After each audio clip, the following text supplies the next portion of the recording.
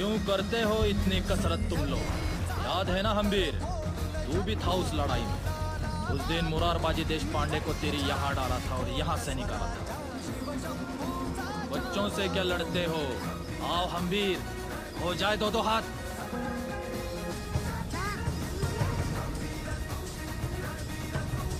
शाही बेरीने आपली खरडा भाकरी काय ऐकते होय? आता बघ कशी झोप आहे.